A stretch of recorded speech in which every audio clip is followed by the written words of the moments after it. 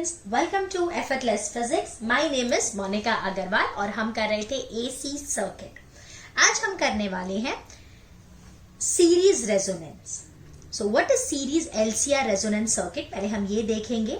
उसके बाद क्या कंडीशन होती है फॉर रेजोनेंस और कौन सी फ्रीक्वेंसी पे हमको ये मिलता है वो हम चेक करने वाले हैं। ठीक है, तो पहला, a circuit in which inductance, capacitance and resistance R connected in series. बिल्कुल सिंपल है।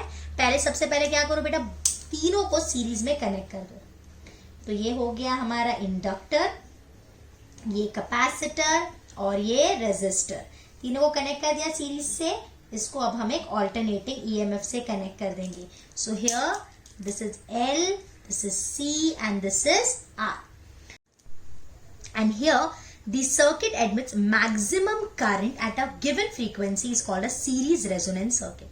ये तो हमने लिखा, अभी हम थोड़ा सा समझते हैं। यहाँ पे हम क्या चाहते हैं बेटा कि जो हमारी करंट है ना वो मैक्सिमम होनी चाहिए।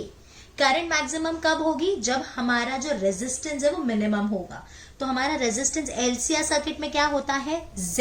तो हमारे Z का formula √R² plus XL minus XC the whole square, but XL is omega L ना, तो हमने लिख दिया omega L minus XC is 1/ωc, 1/ωc the whole square. Okay, अगर सपोज हमने फ्रीक्वेंसी लो रखी तो ये वाला जो टर्म है दैट इज ओमेगा L, ये तो लो ही होगा, लेकिन 1/ωc बहुत ज्यादा लार्ज हो जाएगा।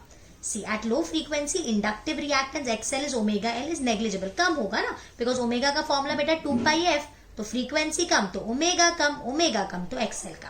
But capacitive reactance XC is 1/ωc, अगर फ्रीक्वेंसी कम तो ओमेगा कम, बट XC और ओमेगा का रिलेशन इनवर्स है तो ये बहुत ही हाई होगा।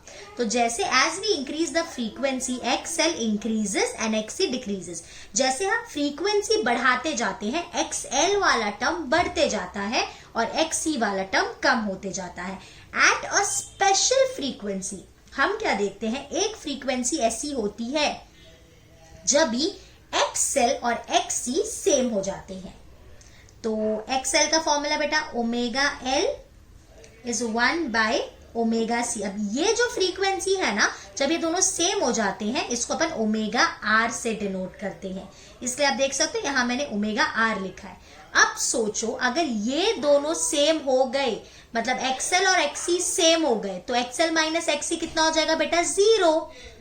मतलब हमारे Z के पास सिर्फ क्या बचेगा? √R², that is R। At that time the Z will be minimum and the current will be maximum। आगे लिखते हैं बेटा, क्या मिला था?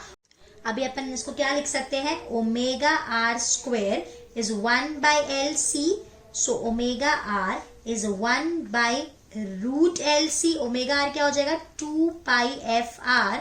This will give me 1/√LC, so therefore resonant frequency is 1/2π√LC। तो ये वो फ्रीक्वेंसी है जब हमारा Z मिनिमम होगा, और Z मिनिमम होगा तो करंट मैक्सिमम होगा। So at this particular frequency FR, XL is XR, we get Z is √R², which is R.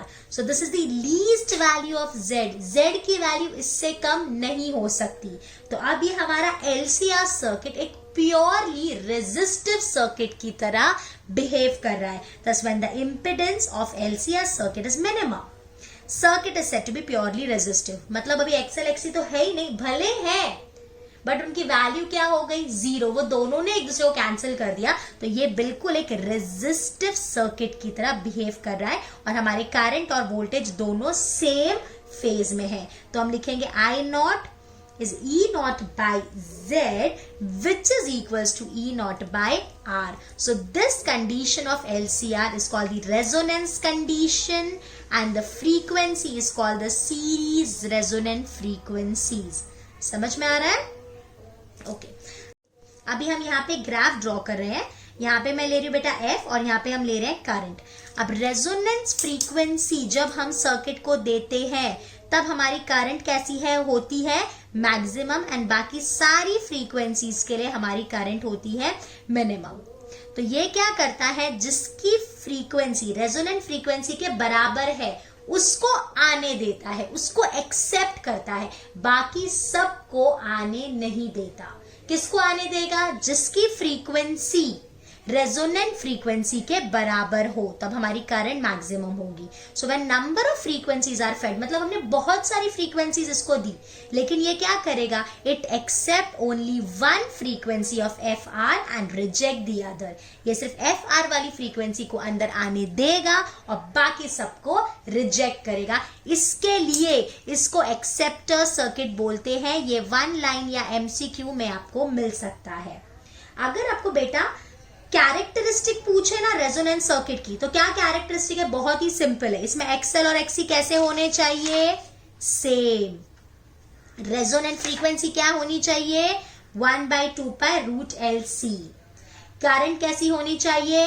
Maximum. Impedance कैसा होना चाहिए? मिनिमम। और ये सर्किट क्या करता है? It accept only the frequencies which are equal to resonant frequencies and do not accept the other frequencies, or in other words we can say it rejects the other frequency. देखा कितना easily हो गया हमारा ये। तो अब हम एकदम एंड की तरफ जा रहे हैं हमारे चैप्टर के।